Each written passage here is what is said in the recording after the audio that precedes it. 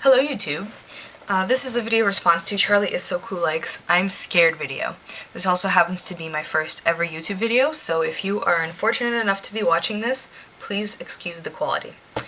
Now, I think what Charlie was talking about in his video is essentially an artist block. Even if you might not necessarily consider a YouTube video maker an artist, they still create. And I think anybody who creates anything, whether it's an architect, an engineer, or a choreographer, they all go through creative blocks. Everybody creates, and everybody who has ever created anything, which is every human being, has gone through what you're going through. I don't know if that's a comforting thought, but there you go. What both drives a person through a creative act and blocks them from it is the thought of, why is what I'm about to make important? Why should I spend my time, of which there is a finite amount, on this project? And Charlie, you sat down in your video and you asked yourself, why does anybody do anything? Great question to ask. It seems that to you, based on your video and your answers, it's important for you to please other people.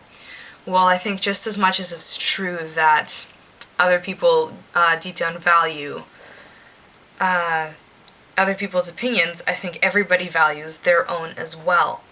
And that brings me to this idea of a power play between pleasing yourself and others when you make anything. There are so many different types of people in the world with so many different interests and views that it's impossible to please everyone. And I'm sure you know this. But if you are to try to please everybody, I think you would pretty much need to become a chameleon. A way of going about this is to making yourself belong to the public, which basically means that you don't have a personality, because your personality is made of others people's personalities and trying to please them. And this is where I think you would run into a problem and not have a personality of your own, because you would need to please so many of these other personalities. And that's when you start to lose your sense of self. To me, a teenager, typical teenager, it's very important that I feel like I'm an individual, I'm different, I'm special in some way, something sets me aside from everybody else.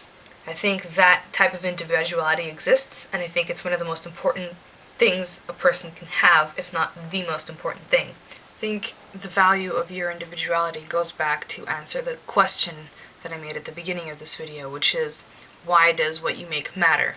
Well, so long as it's original, whether it's good or bad, it's offering something new to the world, which I think is always a good thing. So how do you move forward? How do you figure out what makes you unique and all that? A way that I personally move past the creative rut is I look for something to inspire me, something to get me excited about what it is that I do, and go back to the roots of why it made me excited about it in the first place.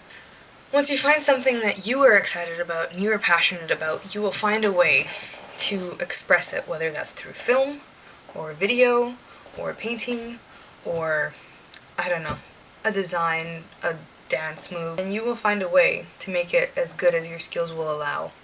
And that goes back to the balance between pleasing yourself and others, and why that is so important.